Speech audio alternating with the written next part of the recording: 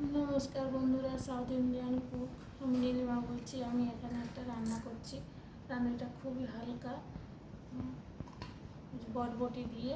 আমি বরবটি দিয়ে বরবটির মাঞ্চুরি বানাচ্ছি। এটা সব জিনিসে ভাতেও খাওয়া যায়, রুটিতেও খাওয়া যায়। দেখুন আমি এটা বানাচ্ছি কীভাবে। এই প্রথমে আমি একটু জল নিয়েছি, জলের মধ্যে আমি এই বাঁধাকপি এগুলো দিয়ে দেবো। দেখুন বন্ধুরা, আমি জল নিয়েছি, জলের মধ্যে এটা আমি বসিয়ে দিয়েছি। দিয়ে এর মধ্যে আমি হালকা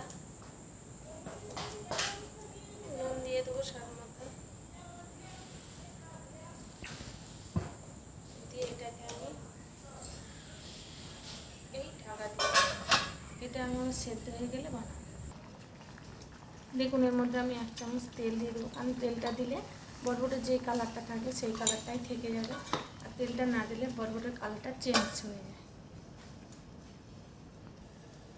ঢাকনাটা খুলে দিচ্ছি, হয়েছে মনে হচ্ছে। এবার মনে হচ্ছে আমার সেদ্ধ হয়ে এসছে। এটাকে আমি এবার নামিয়ে রাখবো।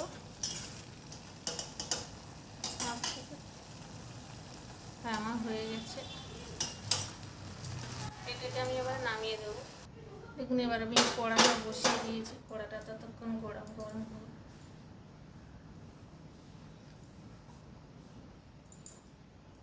দেখুন আমার কড়াটা গরম হয়ে গেছে, আর তেলটা দিতে কি সুন্দর কালারটা। দেখুন কালারটা যেরকমই ছিল সেরকমই আছে, কালারটা চেঞ্জ হয়নি। আমার কড়াটা গরম হয়ে গেছে। কড়াইয়ে আমি একটু তেল দিয়ে দিলাম, খুবই অল্প তেলে। দেখুন এর মধ্যে দিয়ে দিলাম একটা শুকনো লঙ্কা, দিয়ে দিলাম একটু জিরে,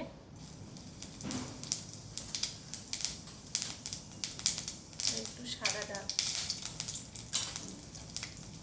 তারপরে দিয়ে দিলাম আমি এখানে একটু কারি পাতা। কারি পাতা থেকে খুবই সুন্দর মাঞ্চুরি বানাতে গেলে কারি পাতাটাই লাগে। যেহেতু নারকেল দিতে হয়, কিন্তু আজকে নারকেল দেবো না, নারকেল খাবে না আজকে, তাই জন্য নারকেল দিচ্ছি না।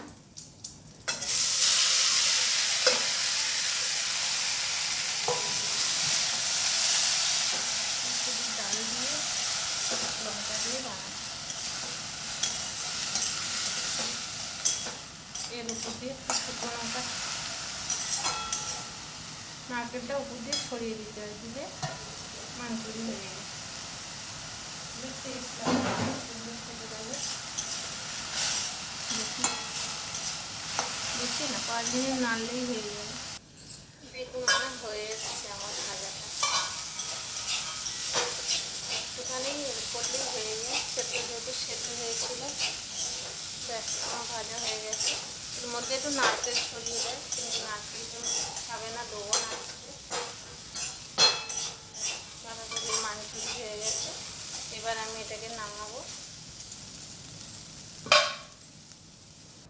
দেখুন বন্ধুরা, আমি এবার ঢাল ছেড়ে দিয়েছি। দেখুন এইটা হলো বাঁধাকপির মাঞ্চুরি। ডালিয়াটা কি সুন্দর করে বানিয়েছে। দেখুন ঝরঝরে ডালিয়াটা বানাতে গেলে 1 কাপ ডালিয়াতে 1.5 কাপ জল দিয়ে দিয়ে ঢাকা দিয়ে রেখে দিলে 5 মিনিটের মধ্যে হয়ে যায়। এটা ঝরঝরে ডালিয়া। এটা পুদিনা পাতা চাটনি, এটা টমেটোর চাটনি। দেখুন কত সুন্দর লেগেছে। আপনারা চাইলে খেয়ে দেখুন, এগুলো ডায়াবেটিস রোগীরা খায়, আপনারা চাইলে খেতে পারেন। থ্যাংক ইউ বন্ধুরা।